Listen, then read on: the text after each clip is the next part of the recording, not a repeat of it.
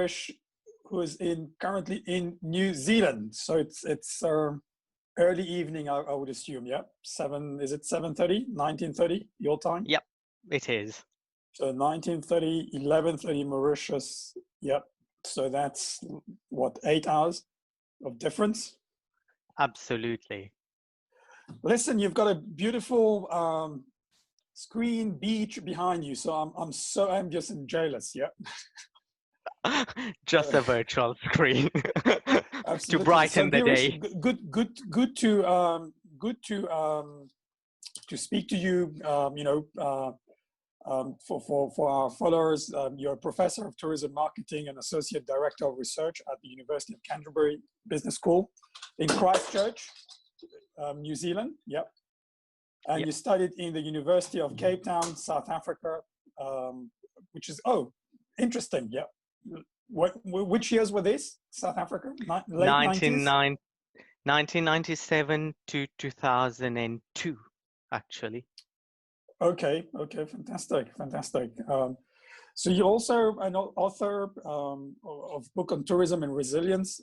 We're going to talk about resilience today, and you've published lots of articles, which will be great, by the way, to share a few of your articles, in the context of today. And I guess today we're going to be talking about transforming and building a resilient tourism industry. This word resilience has always come up, when we talk about Mauritius, for example, not just tourism, the economy generally. We always talk about the resilience of the Mauritian economy and the resilience of the tourism sector. And we've seen what happened in 2008, post-financial crisis, which it took us quite a number of years to come back to full steam ahead. And today we're dealing with the biggest chaos or the biggest issue we've ever had, in the tourism industry worldwide, but also more importantly for Mauritius. Just a quick word about your university, Christchurch. Okay, kia ora, Kevin, and good morning, everyone from Mauritius. I'm based at the University of Canterbury in the Department of Management, Marketing, and Entrepreneurship. We are one of 8 universities in New Zealand, and we are ranked number 1 in marketing and tourism in terms of our research in New Zealand. So I am in a department of approximately 30 staff, and we cover everything from tourism to entrepreneurship to accounting and finance and information systems. So that's just a little bit about my university. Fantastic.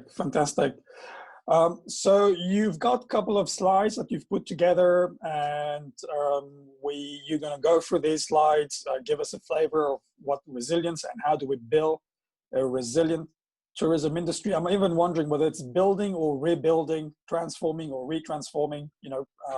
Look forward to your slides, and then we'll have a couple of questions at the end. Yeah. So it's all yours. Yeah. Thanks, Kevin. Just to start off, I think resilient has become a word that is used by the media a lot. It's used by government. If you look at the reports of various countries from UNWTO to OECD, they always talk about resilience of economies, resilience of sectors, and people in their daily lives, they also talk about resilience. And to me, that word has become like a bastardized concept that people just use it without fully understanding what they mean by resilience. Now, resilience, if we look at the history of how resilience developed, has different meaning for different people.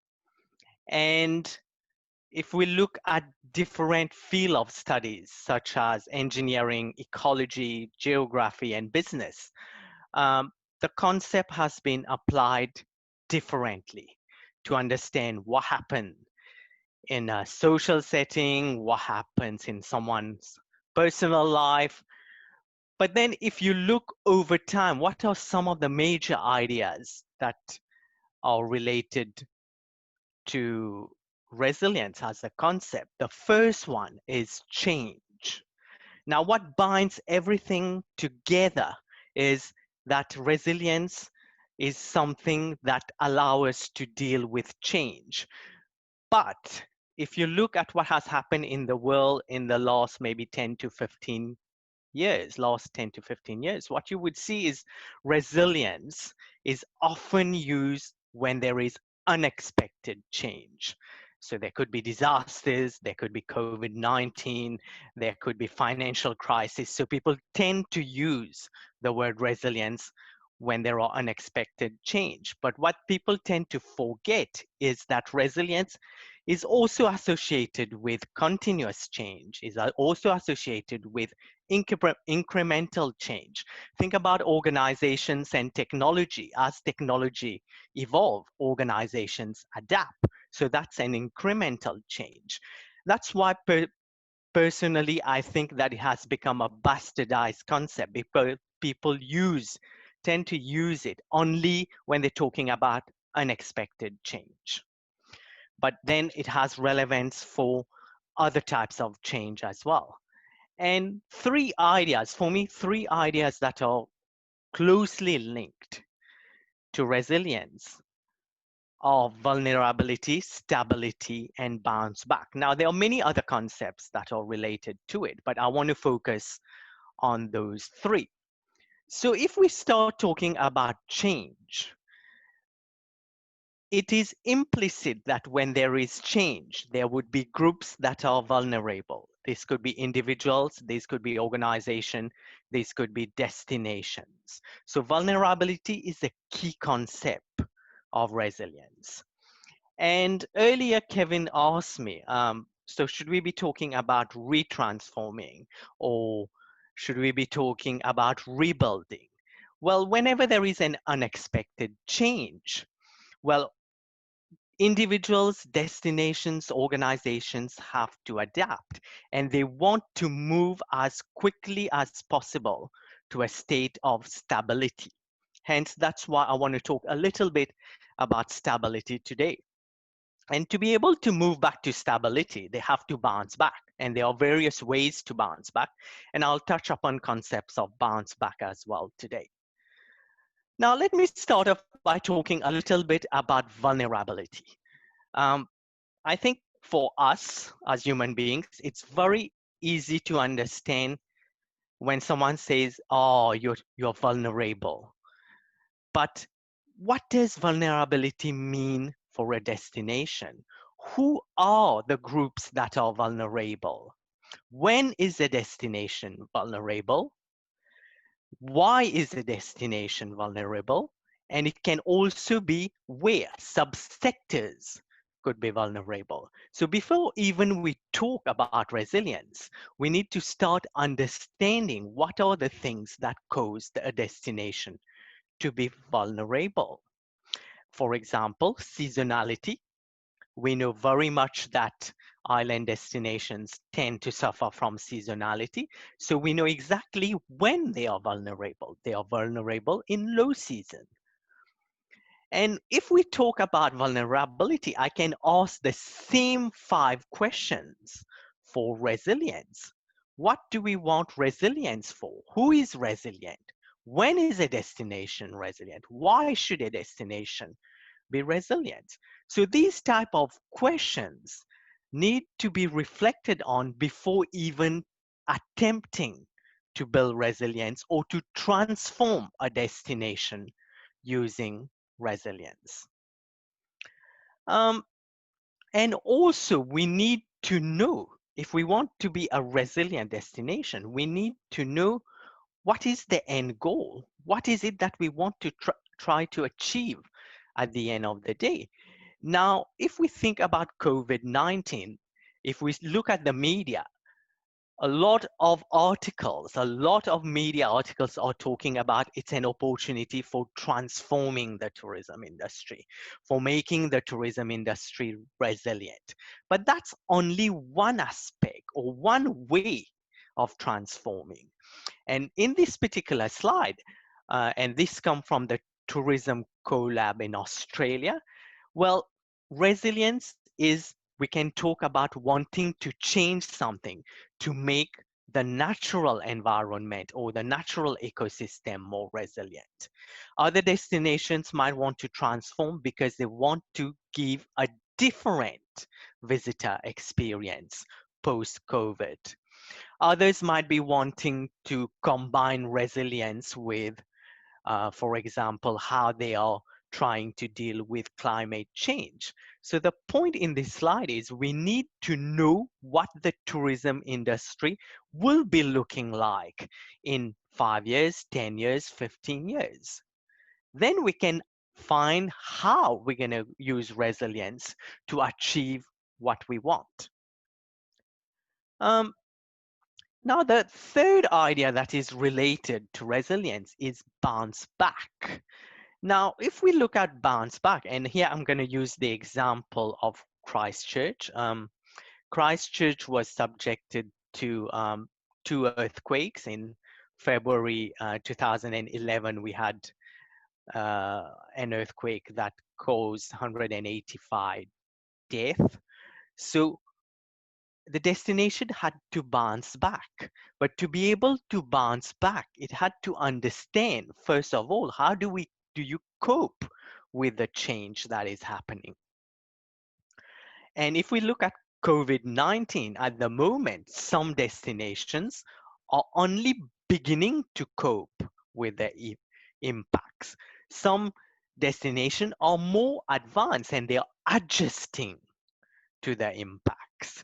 And others are already at the next change, thinking about how are they going to transform the industry post-COVID.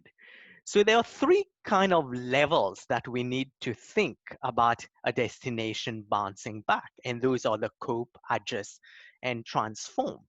And if you look at this particular slide, what you can see is vulnerability and resilience can be thought of as the two sides of a coin.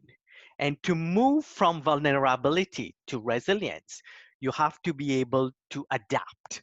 And here we talk about adaptive capacity of individuals, of organizations, of institutions, of destinations. And also we talk about coping capacity.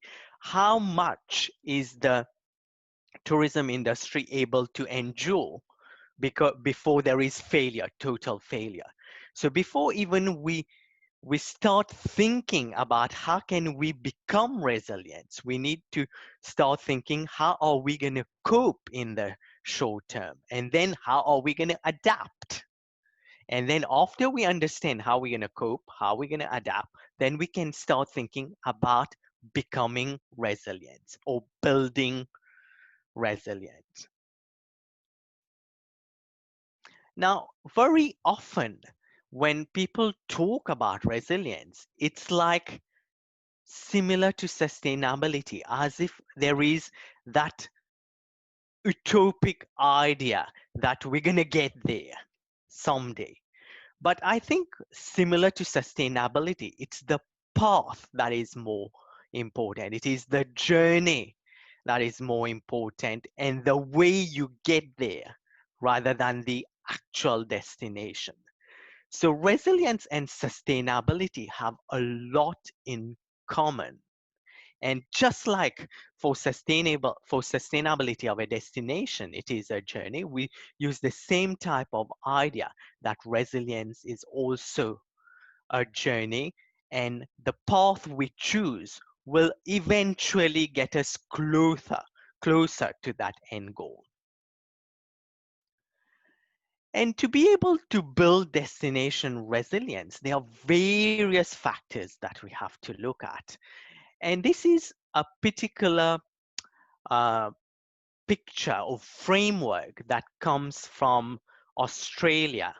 And this is the framework they use to cope with the Australian bushfires, asking the right questions about, well, how can we make communities, how can we make destinations more resilient? Because bushfires is something that occur quite regularly. So you need to adjust and adapt in a way that you minimize the impact on the community or destination every year or every season where there are bushfires.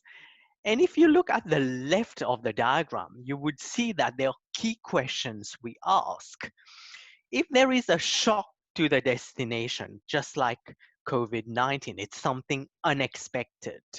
First of all, as a destination, you have to understand what is it in terms of the magnitude, the frequency, and duration of the impact. At the moment, many destinations are struggling to think how long will COVID-19 last for? So duration is a big question mark at the moment. Frequency, some destinations are already talking about a second wave, and therefore, how often will we have to deal with that problem? And then there is magnitude of the impact. Some countries close borders way before everybody else, and they've been able to now get out of it. And New Zealand is a good example. As of today, we have no cases of COVID-19. So we are one destination that the magnitude of the impact is going to be lower compared to the US or UK, for example. And here in that particular picture, what you can also see is there's a strong focus on how sensitive is the tourism industry. Sensitivity is related to your economic factors, is related to your human and social factors, and it's also related to the industry itself, the tourism industry itself. But what I want to focus on the sensitivity is governance and leadership processes.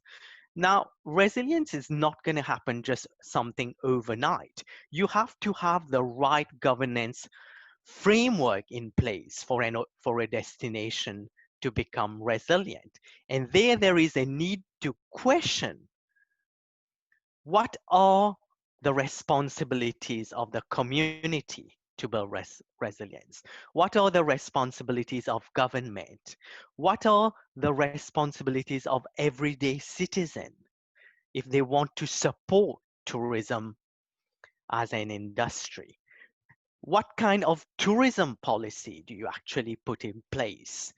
How do you actually develop business networks within the industry, across industries, and with networks that exist in other countries to build resilience? And like I mentioned before, we need to understand what would stability look like in 5 years, 6 years, 10 years. Only then that we can chart a pathway to start building resilience of that destination. So that's all a little bit about destination resilience on my behalf. That's all that I will cover in terms of today's webinar. Now we can open the floor for some questions. Great, thank you. Great I think you had 4 or 5 slides. Interesting about, was it your second slide? You have the how, what, and the why. Yeah. And when, etc. So I'm going to start with the why, maybe. Why should tourism destinations, do you think they should be resilient? Yeah. I think if we look at some of the factors that are uncontrollable for destinations, and here I'm going to just pick one, which is climate change. Now we know that small island developing states are very vulnerable to climate change.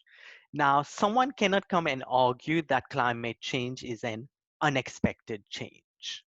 It's more of a continuous and incremental change. So destinations know they have to do something to be able to retain their tourism industry, not eroding some of their assets, such as beaches, due to climate change. So in there, the destination has to build resilience to climate change. And for Mauritius in particular, we are every summer subject to cyclones. So inherently, the destination has learned a few ways of building resilience. It knows every year there will be cyclonic conditions. It has processes in place to cope with the severity of the cyclones. So a destination is never starting at a level of resilience that could be described as zero. It's always more than that. There are inherently in the system certain things that the destination itself has learned over the years how to deal with continuous change or to deal with incremental change. So that's the building block to understand what should that destination be doing. And here I just want to share a slide talking a little bit about why should a destination be resilient is because markets also change, consumer preferences also change. And if we look at our core product for Mauritius, which is still based around resort type of experiences, and our markets have primarily been Europe, and increasingly there's been a focus also on Asia. So all those markets are going to change overnight. And at the moment, we're not really sure how those markets are going to change post-COVID. So inherently, to deal with such a vulnerability, we have to put in place things that will allow us to bounce back, or things that will allow us to minimize the impact of negative events. So why are destinations should be resilient? Because it allows them to deal with unexpected change, incremental change, and continuous change. Uh, and talking about, I mean, you've talked about Mauritius, Mm, in your example, which is obviously you are from Mauritius, even though you've left the island many, many years ago, and you 8 hours, time zone wise away from Mauritius, but your heart is still in Mauritius, I'm sure. of Um, course. so, in your views, your experience that you've seen globally, etc., what would you say is the single most important factor to make a destination like Mauritius more resilient? I mean, you've talked about cyclones, for example. Yeah, for a Mm, number of years, by the way, we haven't had, terrible cyclones. I mean, mm. like we used to have probably 30 years ago, for example. Yeah, people have even forgotten what real cyclones are like. Yeah. So, what is your views? Yeah, about sort of most important factor? Yeah. I think for me, there are many factors that help us build resilience, but the one that stand out is definitely governance and leadership for me. And here I have thought of two quotes um, that kind of encapsulate the idea of how would a destination bounce back from unexpected change. The first port of call is your leadership and governance. And that could be leadership within the tourism sector, could be leadership at government level, could be leadership in tourism organizations, and leadership in tourism institutions. So how do we ensure that a destination has the best chance to bounce back is it should have in place very strong leadership and governance structures. And here, if you look that first quote from John Fitzgerald Kennedy, and here he talk about crisis being two things, one side of it being danger, the other sides being opportunity. So at the moment, if I was to talk about COVID-19, what you would see, some destinations are focusing more on the impacts, negative things that is happening to them. Others are focusing on how can they transform those negative things into something positive. Hence, that quote is particularly relevant. Do you focus on the glass half empty, or do you focus on the glass half full? This is what a crisis brings about. Either it brings danger or it brings opportunities. So some destinations, those that will bounce back quickly, are those that are putting in place policies, frameworks that will allow them to transform the negatives into opportunities. And also within leadership and governance, the other thing that we will need for any destination to bounce back is innovation and creativity. And here I want to use the words of Albert Einstein, who said we cannot solve problems by using the same kind of thinking we used when we created them. If you think about destinations over time, they have a way of how they do marketing. There is a way of how they deal with changes in the broader environment, whether it being economic or social. So if we apply the same type of thinking to deal with a problem such as COVID-19, we're not going to see the light at the end of the tunnel. What we need is kind of new blood that will challenge the way we think and lead us to identify opportunities that previously most probably we will never think of, or look at other assets that we may have at the destination that could be utilized to allow us to bounce back. So for me, the leadership and the governance goes hand in hand and allow us to kind of chart the pathway of how are we going to recover from something? How are we going to get out of the crisis or of a disaster, for example?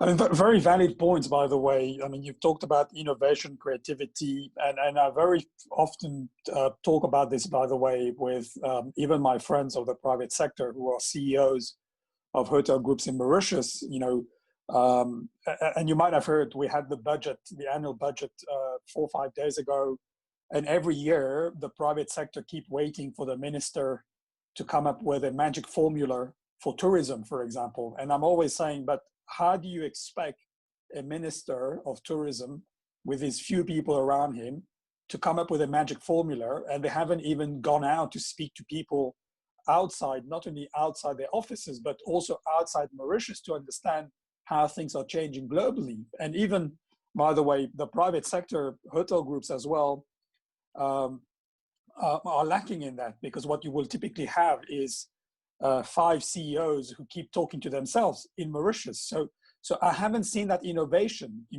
even in those 2 months of lockdown, I haven't seen innovation where people are saying, okay, let me try to speak to somebody who's in China in hospitality, or speak to somebody who's in Europe, etc.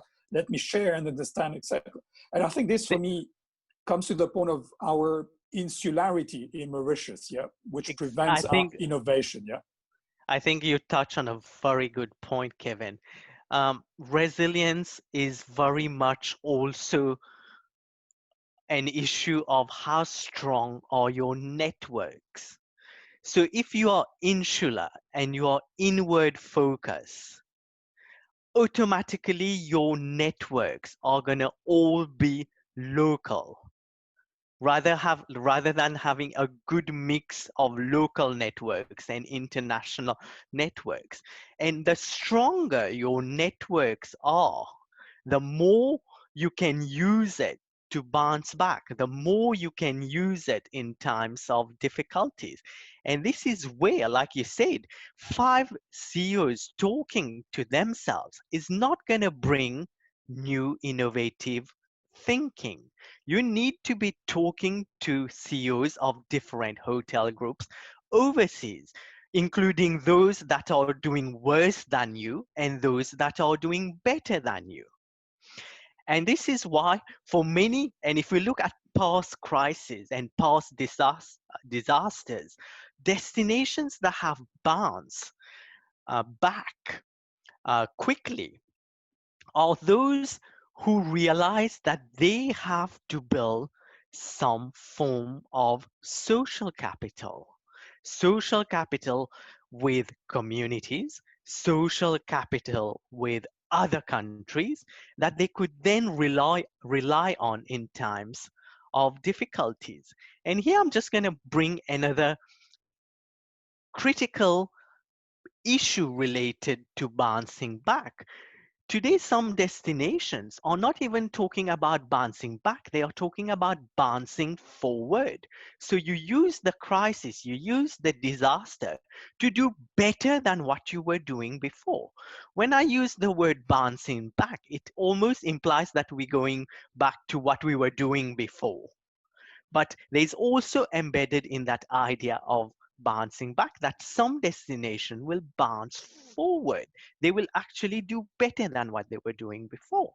So this is why we need a range of factors, whether it's innovation and creativity, whether it's the networks that we have, and how do we support frontline employees. Very often, frontline employees have great ideas. They are talking to customers. So they could be a source of how does the organization, the destination, bounce back. Absolutely, totally agree. I'll just give one example, which I came across 2 months ago when we started having the lockdown, or rather 2.5 months ago. As you know, all the hotels started shutting down globally, including Mauritius. And a friend of mine who manages, he's the GM of a business hotel in Cape Town, and I called him, and I was like, how are you coping? I would assume zero occupancy. And they figured out that basically at the beginning of the lockdown, that one of the clients, who's a big call center operations, could not use their offices. And they literally transformed the hotels where each call center operator had a room, for example.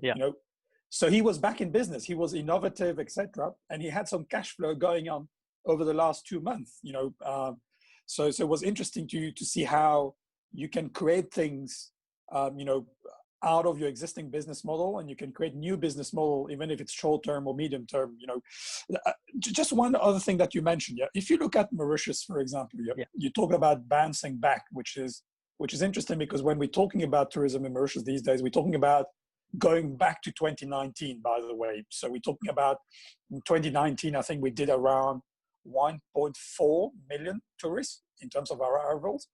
I think globally it was 1.4 billion. So that's only 0.1% coming to Mauritius. At the same time, when you look at the stats, it tells you, exactly what you said about Kennedy. It's about the opportunities there. We only know 0.1.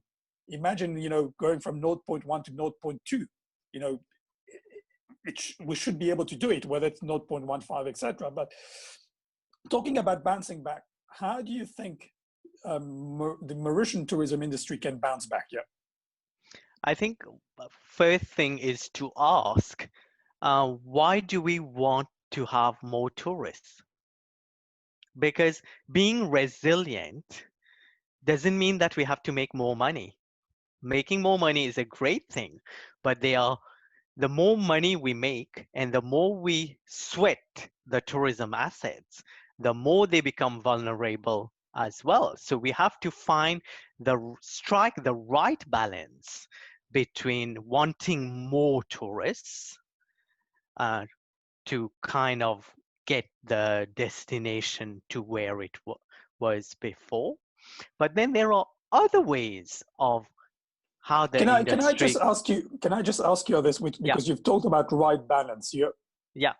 I haven't heard any discussion or debate about what's the right balance for Mauritius. So in 2005, if we go back 15 years ago, there was a number that was thrown in, which was 2 million tourists by 2015, which never happened, by the way, because last year we only ended up 1.4.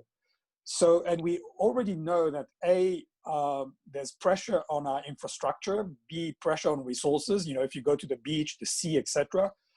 So how do we get to that right balance? What do you think the right balance would be for Mauritius here?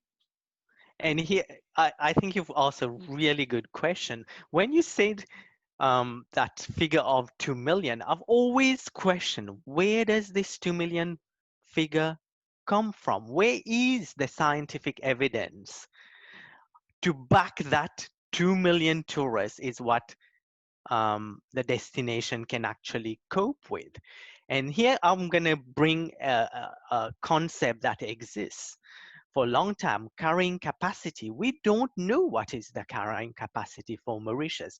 So how do we come up with a magical figure of 1.4, 1.5, 1.6 if there is no scientific evidence to show us what is the maximum amount of tourists that the destination can actually host? But the other issue that I think is more important to ask is, why should we have more tourists when we can actually have better, more higher end or higher added value tourists? And we see that Mauritius over the years have tried to move towards higher added value. But higher added value doesn't mean only money wise, that these tourists come and spend more. They're going to spend more if the experience is transformative. So think about Mauritius at the moment. What kind of product does it offer? It offers us a resort-based holiday. With that, you can get a bit of culture, you can get a bit of nature and scenery. So at the end of the day, how many other islands are offering more or less exactly the same thing?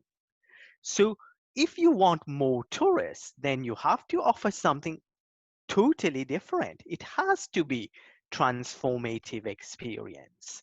And here I think, I can't remember in which year they were talking about we need to be doing more of wellness tourism. And I think that will be something that they have to consider seriously, wellness tourism, and trying to get those people who want to see more of the sustainable side of the tourism industry.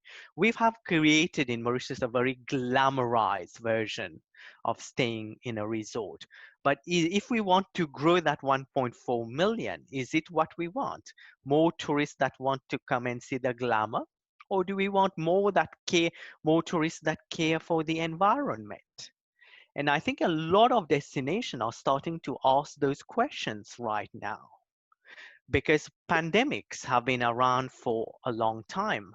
And it just happened that this time it's more global. It's having global impact. So I think destination will have to really think, is play the number games, or are you going to play the transformative experience game? Which one are you going to play?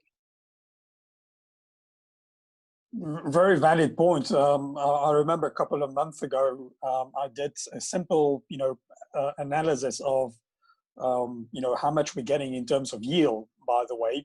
So in 2008, if you look at the gross tourism receipt or earnings per tourist for Mauritius was around 44,000 rupees, and in 2019, 10 years later, 11 years later, it was 45,000 rupees. Now, if you take out inflation, that was in 2019, 30,000 rupees. So if you think about it, 2008, 44,000, and 2019, 30,000 rupees. So we've been getting less money from our tourists. So the one thing that has been, the only thing that has been playing in our favor is the volume.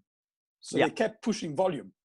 So what you're suggesting is we need to rebalance that, rather like play on yields and rate, service offering, and stop pushing on volume and push on quality and services. Push on quality, push on the experience itself. I think if I was to use New Zealand, an example that I'm very much familiar with, New Zealand had exactly the same, more or less the same type of strategy as Mauritius. It was pushing for volume because it could accommodate as many tourists as it wanted. So it kept pushing for many years. It pushed volume, volume, volume, volume. But at some point, those who've been once, they come, they see, they go back, and they don't come back because they've seen what they wanted to see. And if your product doesn't evolve and doesn't change, how are you going to make those visitors come back? And I always think about, well, the first time you come to Mauritius, you go stay in a 5-star hotel. Second time you come to Mauritius, where are you going to go stay? Again, are you going to go stay in a five-star hotel? What else are you going to see? So I think there is it's begging. At the moment the tourism industry need to think product. What is it that they're going to do post COVID to create a product that actually will allow them to not only bounce back, bounce forward, but like you said, improve yield? How are they going to do that? No, I could totally agree with you. And that's where, the Mauritian tourism industry, including the Ministry of Tourism, LARIM, which is the association of the private sector, they need to open up to the world, basically, to bring ideas how to revamp our product, how revamp our services, but also make sure we increase our yield. I mean, we've seen, by the way, our neighbors, Seychelles, have done it pretty well over the last 10 years. Yeah, they haven't gone for volume mass tourism, and yet they've done it really well in terms of capturing and getting sort of increasing yield, which, by the way, last year, Mauritius, we finished pretty much at 0% growth, compared to 2018. And Seychelles was in positive territory. So, and that's our neighbor, it's only a couple of hours away from us, so it tells us that things are working in Seychelles and things haven't been working so well in Mauritius. One more question. I'm just looking at time. I'm sure we could have gone for another hour very easily. I've got a list of questions, but maybe we'll have to come back another time. We talk about sustainability and resilience. Yeah. So how do we focus? How do we change from making the industry, generally speaking, more sustainable to becoming more resilient, for example? Yeah. I think people tend to think that resilience and sustainability are not necessarily things that can be put together. But in fact, if we look at the research that exists on the two concepts, first of all, the general idea is if a destination is sustainable, it implies definitely that it will be resilient. But if a destination is resilient, doesn't mean that it is necessarily sustainable. So the game to play is you have to build the sustainability of your destination. If you start putting things in place, which I think Mauritius has been doing for a while, but how well it's been doing it is the question. And if you build a pathway for the industry, for the sector, for the tourism sector to become sustainable, in there implicitly, there will be levers that will make it more resilient. And I can use an example to illustrate this. And I'm going to use New Zealand as an example. New Zealand for a while now has been setting goals for the tourism industry to become more resilient. And within the structure and framework that has been set in place, we have what is known as tourism industry Atiora, which is a bit like RM, similar to RM. So what tourism industry Atiora has said is it set goals for all their members over up to 2025, what they have to change in their business to become more sustainable. And every year they get evaluated whether they are moving closer to that 2025 goal of those organizations in the tourism industry being resilient. And I think it is time for ARIM also to start thinking along that path. Is you just not only represent, but you also lead and show tourism organizations how to become sustainable and also by default how to become resilient. This is where the leadership is needed. I totally agree. I wish, I mean, I wish that, for example, they can bring people like yourselves, for example, to bring ideas and obviously craft the way forward. I have spoken to the private sector, and I keep telling them that waiting for the magic formula from the minister, you know, I'm not blaming the minister, but it should be something that they should be working together and bring also international expertise and work as a team. You know, I find it funny in a way that we wait for the annual budget and then the private sector hoteliers are waiting for solutions in this annual budget when they should have been working together, you know, Yeah, rather the than just solution. waiting. Absolutely, Kevin. The solution doesn't come from the government. The solution comes from the sector, comes from communities, comes from your employees, comes from so many different areas where you can find solution. Just expecting that it's going to come from one group is never going to work. The government cannot solve the problems of the tourism industry. It's for the tourism industry to take leadership and decide what will it grow, how will it grow, and what will it become. And then approach the government to give the right levers, the right incentives to achieve what they want to achieve. Totally agree. I've got one last question for you. Maybe, you know, if you can give a quick short answer. What are your views about, there's been this ongoing debate in Mauritius, but what are your views about the informal sector? You know, because obviously Mauritius, when you talk about tourism, everybody thinks about the big hotels, for example. Yeah. What are your thoughts? Yeah. Obviously, one thing that comes to mind is Airbnb, for example. Okay. But generally speaking, what do you see about that sector? Yeah. I have very strong views on that one because I have done last year research for the Canterbury region on Airbnb. And for me, based on the experience and what I've seen in New Zealand, the informal sector is critical for building the resilience of a destination.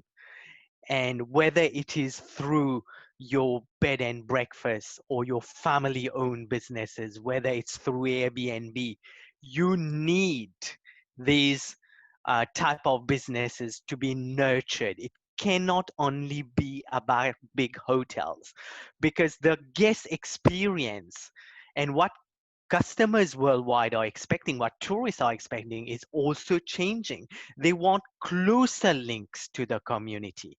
What hotels have tried to do in Mauritius, they've tried to bring the community into the hotel by having different uh, organizing theme nights for culture, or having uh, aunties and uncle coming and cooking. But those are not taking the tourists out of the hotel and putting them into the community. It's trying to bring the community into the hotel. But tourists, if you look globally, if they want to be sustainable, they want to be in the community. They want to go stay with that family that have one spare room that they've put on Airbnb, or that family that have a second holiday home that they are not using and they want to put it on Airbnb. So for me, the informal sector is critical for you to build a sustainable and resilient tourism industry. I think we'll need to do some another time, maybe next month, something about that. Yep, I would love to understand. I mean, what with some statistics, for example, you know, to demonstrate the value add of the informal sector. Yeah, because that's it's a debate in Mauritius, but also it's a debate that basically lasts for 1 minute. You know, and I think we need to understand what are the pros and cons, but also statistics backing to demonstrate the pros of this informal sector. Yeah. Listen, we've already reached 50 minutes. You know, that was very quick. It was great to hear you to talk about resilience. It was great to get sort of understanding of what's happening in your part of the world, in New Zealand, but also in relationship with Mauritius as well, because obviously you know the island very, very well. Love the thing that you talked about, bouncing back, bouncing forward. You know, and also about increasing yield. It's not about volume only for Mauritius, but it's also about making sure we increase the yield, increase the returns that we get out of each and every tourist that comes to Mauritius. Yeah, it's late evening now in your time, Girish. So thank you very much, and I look forward to speaking to you probably in a month's time. Yeah, take care. Thank you so much. Thank you so Thanks much, Kevin. everyone It's been a for pleasure. watching. Okay. Thank you. Cheers. Bye. Bye.